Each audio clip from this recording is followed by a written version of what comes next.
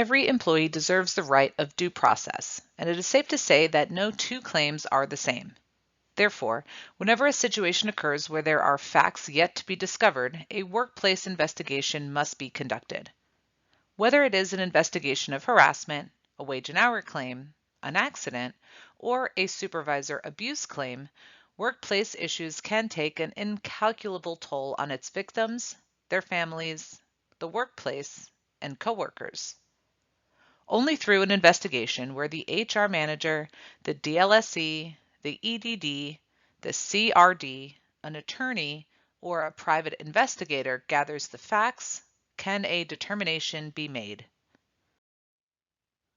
Internal investigations include a broad spectrum of reasons for a need to investigate, and there are no cut and dry ways to resolve all cases. Regardless of the nature of the investigation, the steps that should be taken when conducting an investigation are generally similar.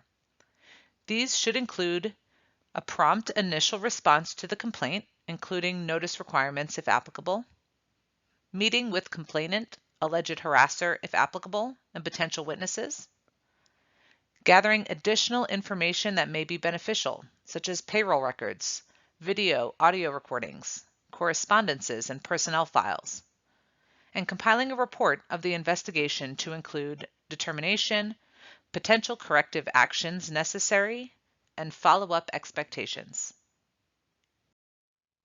When conducting an internal investigation, any W-2 employee who has access to the necessary information contained in the complaint can assist in conducting the investigation.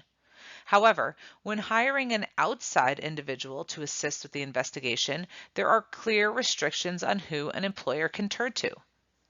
A practicing attorney who normally performs this type of work can be retained to conduct the investigation, as can a licensed private investigator or, with a few restrictions, an off-duty currently sworn peace officer. HR consultants that perform investigations without a private investigator's license in California would be performing these activities illegally.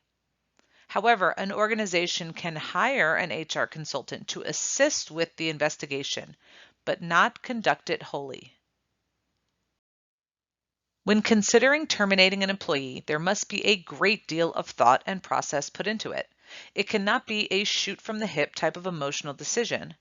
California law provides comprehensive workplace protections for employees, some of which govern how, when, and under what circumstances an employee may be legally terminated. Many employees believe that they cannot be terminated from employment unless they break a company rule, have performance problems, or break a law of some kind. But that is not necessarily true. Most employees in California are considered to be at-will employees, unless there is a contract as mentioned earlier. At-will employment means that the employee is free to leave their job at any time, and employers are likewise free to terminate the employee at any time for any lawful reason or no reason at all. An employer can terminate an employee because they just don't like them. But the question becomes, why didn't they like them?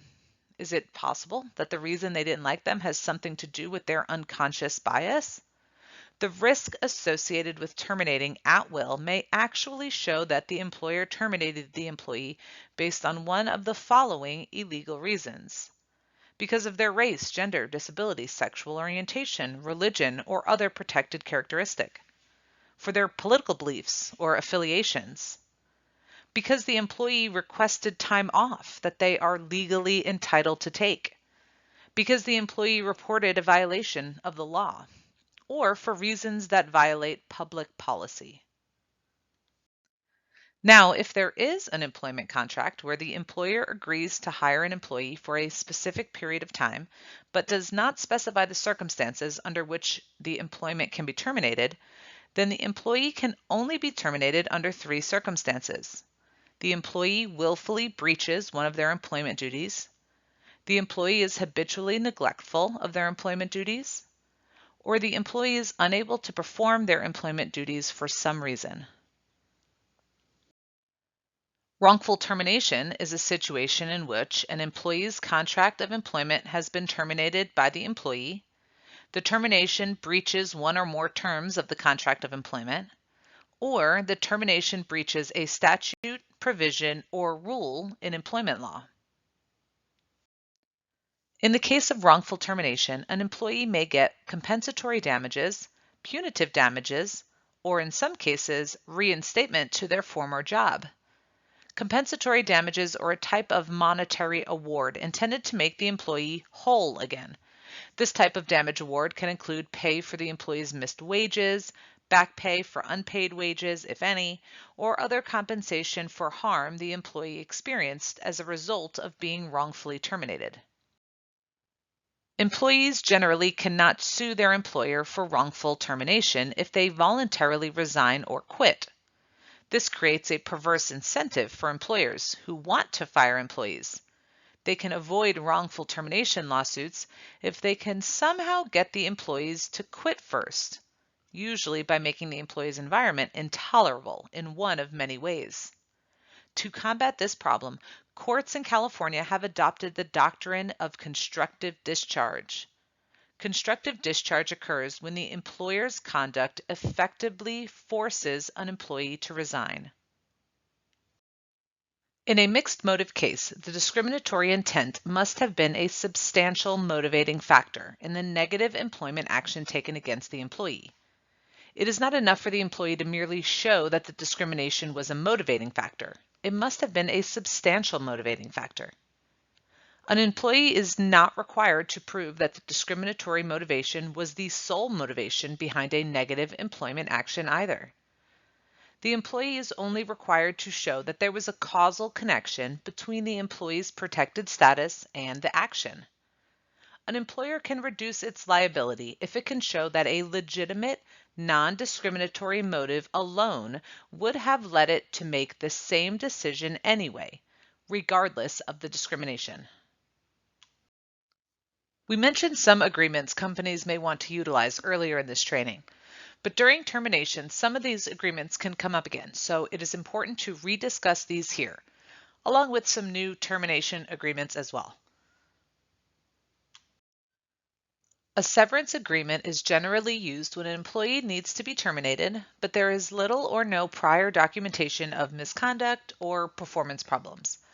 There is no legal requirement under California law that employers provide severance pay to an employee upon termination of employment. Severance plans provided by an employer pursuant to the Employee Retirement Income Security Act, or ERISA, are subject to federal law. Severance agreements are used to provide departing employees compensation in exchange for the employee's release of potential claims against the employer. As such, they can greatly limit the risk of a lawsuit. For a severance agreement to be enforceable in California, a valid release of claims must be knowing and voluntary. It must be written in simple language so that the employee can understand it. It must provide consideration beyond that to which the employee is already entitled, which it can require remains confidential. And the employee must be provided time to consider the agreement and the right to consult an attorney.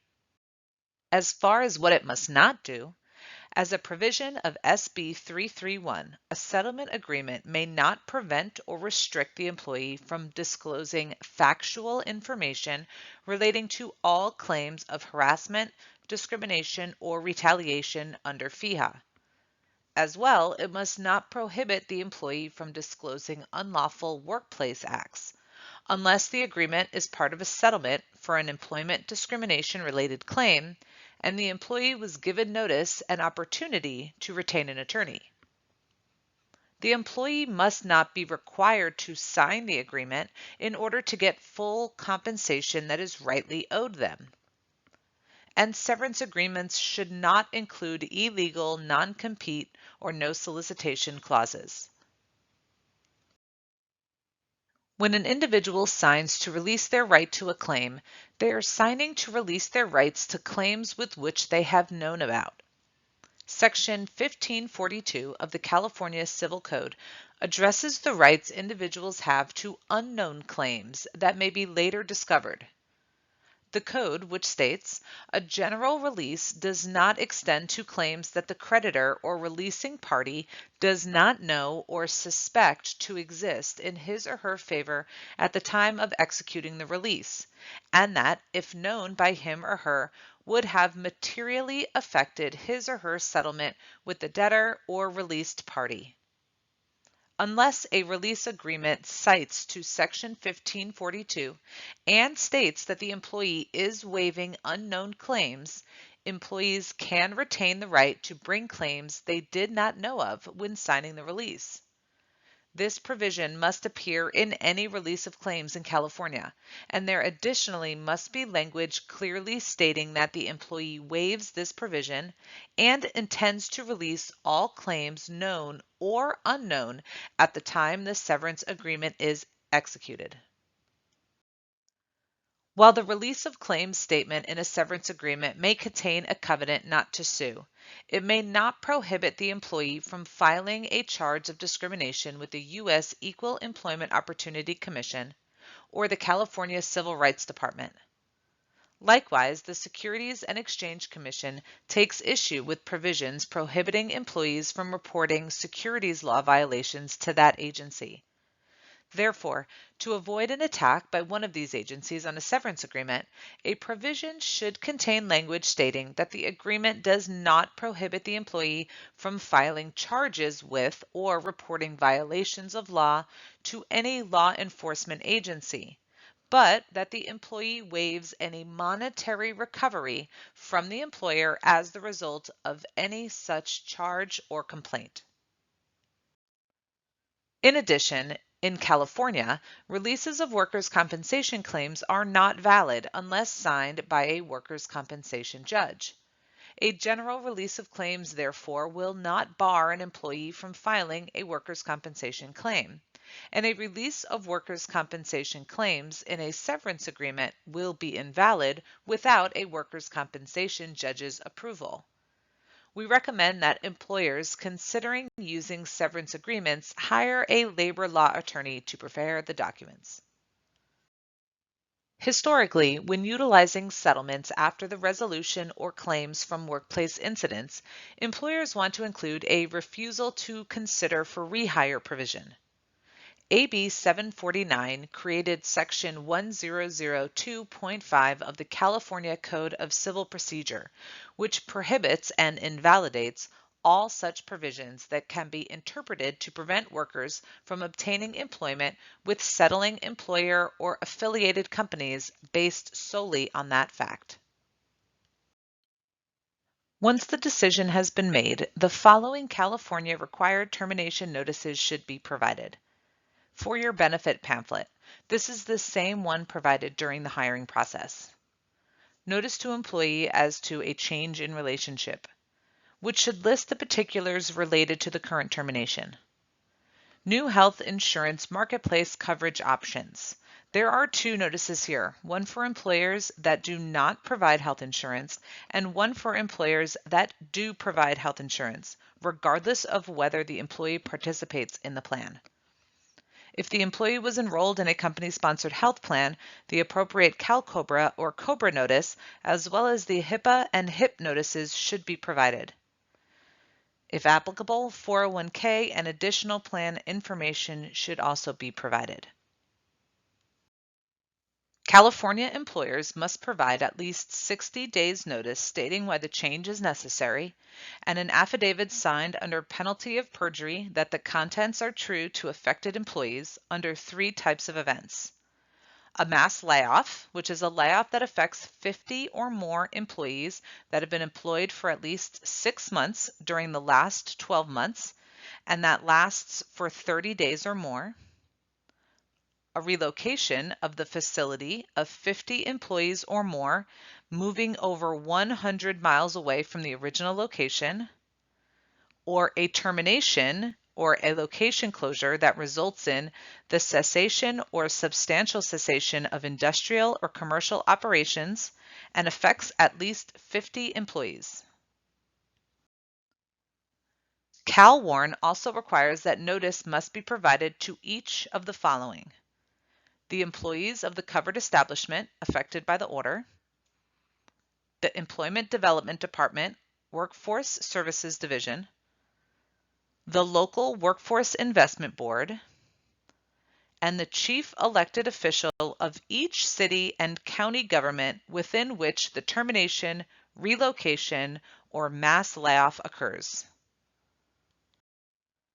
As with many items under California law, there are 4 exceptions to the notification requirements under CalWARN, and in these circumstances, the employer may be able to provide less than 60 days notice or no notice at all. The exceptions to CalWARN are faltering company, which is available for relocations or terminations only. Employers can avoid the notification requirements if they can prove that they were actively seeking additional capital or to increase their business. Additional capital or business would have kept the facility open. And the employer believes that providing the notification would have prohibited the employer from obtaining the additional capital or business. Number 2, completion of a particular project, available only in specified industries. In the below circumstances where the employees are hired with the knowledge that they are only needed for a particular project. Wage Order 11, broadcasting industry. Wage Order 12, motion picture industry. Wage Order 16, certain on-site occupations in construction, drilling, logging, and mining industries.